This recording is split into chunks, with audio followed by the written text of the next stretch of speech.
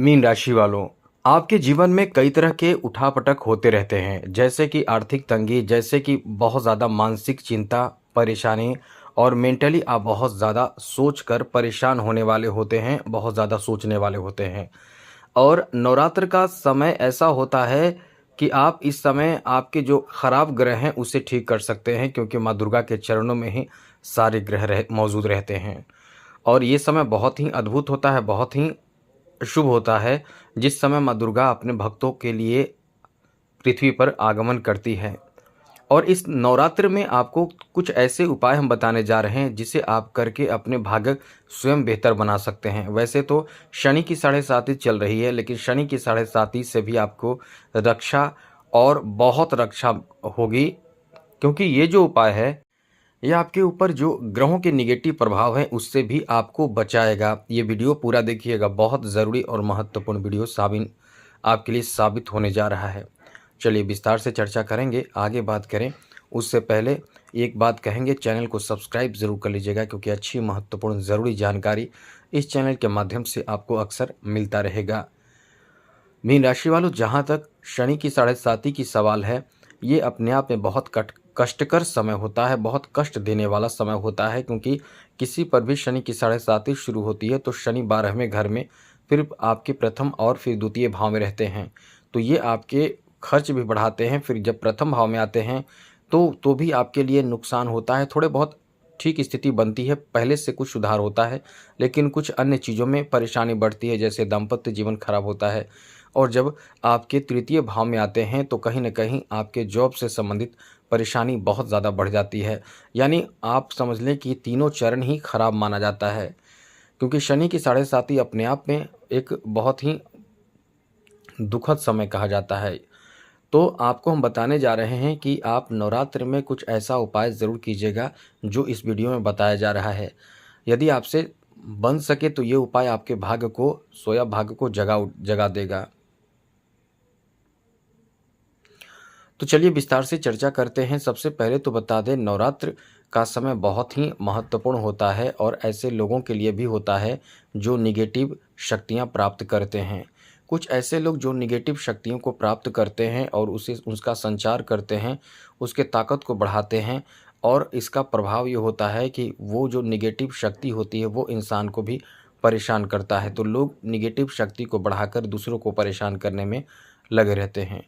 और ऐसे समय में तो ख़ास करके पूरे 10 दिनों तक आपको सँभल कर रहना चाहिए, बच्चों को भी सँभल कर रखना चाहिए। और पुराने ज़माने में तो लोग इन चीज़ों को जानते थे, इसलिए अपने बच्चों को, बड़े बुज़ुर्गों को भी पैरों में, तलवे में, नाभि में और आँखों में काजल लगा दिया करते थे, जिससे कि नज़र दोष ना लगे।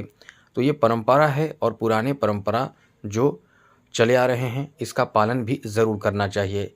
साथ ही साथ गले में भी कई तरह की चीज़ों को लगाकर माला धारण कर देते थे बच्चों के, ताकि नज़र ना लगे, क्योंकि बच्चों को नज़र बहुत जल्द लगता है।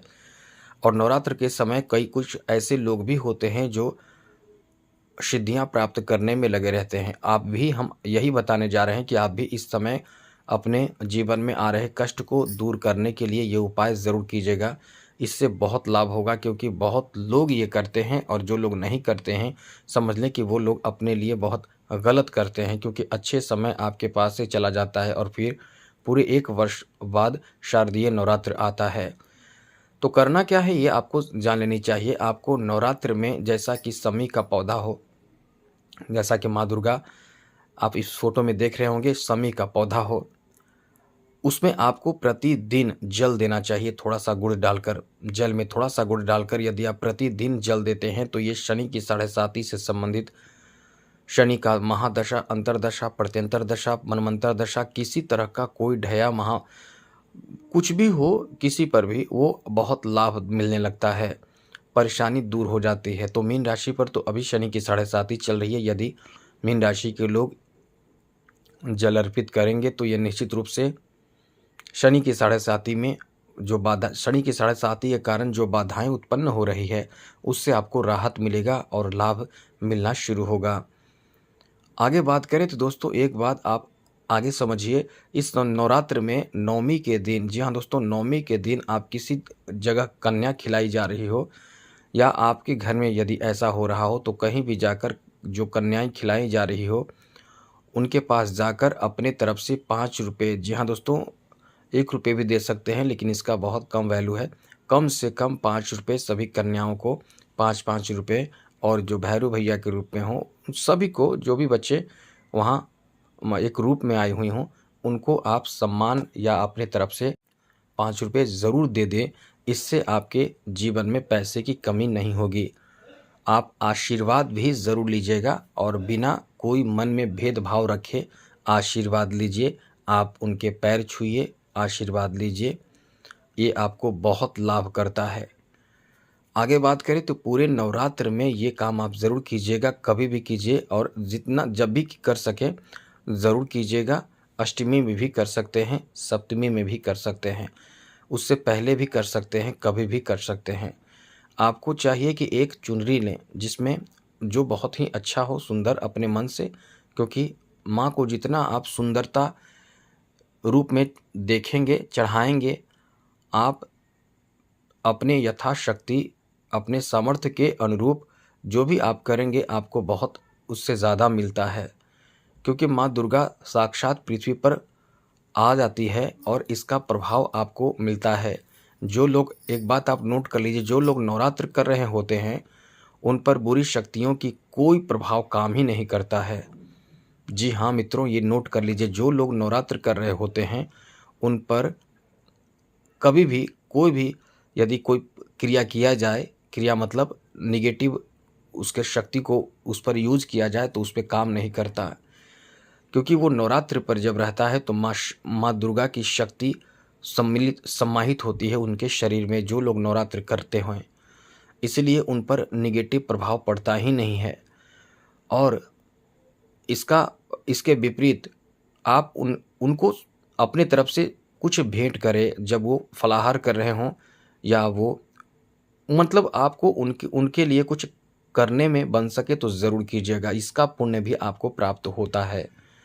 साथ ही मित्रों, आप यदि नवरात्र में 9 दिन, या आपको जब भी ये वीडियो मिल रहा हो, माँ दुर्गा के 108 नाम है। माँ दुर्गा कहीं भी कलश स्थापित हो, बैठी हुई हो, या मंदिर हो, वहाँ पर जाके माँ दुर्गा के 108 नाम ज़रूर बोलिए। इससे आपको बहुत लाभ मिलेगा, क्योंकि ये खुद भगवान शिव ने पार्वती से कहा था कि जो लोग माँ दुर्गा के 108 नामों का जप करते हैं उन पर माँ दुर्गा प्रसन्न होती है, और सारे तरह के कष्ट, पीड़ा, दुख, ग्रह, भूत, पिशाच, यक्ष, गंधर्व, राक्षस, ब्रह्म राक्षस, बेताल, कुष्ठमांडव और भैरव आदि अनिष्टकारक देवता भी उस पर बुरा प्रभाव डाले तो वो असर नहीं करता है। इसलिए आप ये समझ लीजिए कि ये आपके लिए बहुत चमत्कारिक फ़ायदा देने वाला साबित होगा। बस माँ दुर्गा के 108 नामों का जप भी ज़रूर कीजिएगा। आगे ये समझिए कि आप नवरात्र में एक नारियल, जी हाँ दोस्तों, एक नारियल और फूल, ये जो आप देख रहे हैं गुलहड़, जिसे अड़हुल भी बोलते हैं, गुलहड़ बोलते हैं, कहीं कुछ बोला जाता है। फूल देखकर आप समझ रहे होंगे किस तरह का फूल जो माँ दुर्गा को अत्यंत प्रिय है। आप अपराजिता का फूल भी प्रयोग कर सकते हैं, और ये लाल फूल भी, इस फूल का प्रयोग कर सकते हैं। जितना आपसे बन सके, जो आपसे बन सके, अपने श्रद्धा भक्ति के अनुसार फूल को ले लें, नारियल को ले लें, और खील बतासा जो आप देख रहे हैं, इस तरह का बतासा का, चीनी का बना बतासा होता है, आप कहीं भी बोलेंगे मार्केट में मिल जाएगा, किराने के दुकान में या पूजा के दुकान में भी मिल जाता है। इन सब को लेकर आप मंदिर में जाकर भेंट करें, और अपने यथा संभव जो भी पैसे भी हो सके तो 5 रुपये, 10 रुपये आप अपने तरफ से दें, और प्रार्थना करें आपके जीवन में सब मंगल के लिए। दोस्तों, आपका भाग्य उदय होना शुरू हो जाएगा, क्योंकि माँ दुर्गा अपने भक्तों पर अत्यंत प्रसन्न होकर उनके जीवन में खुशियाँ प्रदान करती है। तो आप समझ चुके होंगे कि नवरात्र में यदि ये सब काम किया जाए तो क्या लाभ मिलेगा। और दूसरी सबसे बड़ी बात ये बता दें आपको कि नवरात्र में किसी के साथ गलत ना करें, किसी के साथ भेदभाव ना करें, नॉनवेज ना खाएं, शुद्ध पवित्र रहने की कोशिश करें, एकांत जगह पे ना जाएं, सुनसान जगह पे ना जाएं। इन बातों का ध्यान जरूर रखिएगा। साथ ही साथ कुछ भी रास्ते चलते गिरा हुआ मिल जाए तो उससे भी आप उठाने से बचने की कोशिश करें। तो आज के लिए इतना ही। चैनल को सब्सक्राइब रखिएगा। जय माता दी, राधे कृष्णा, ओम नमः शिवाय।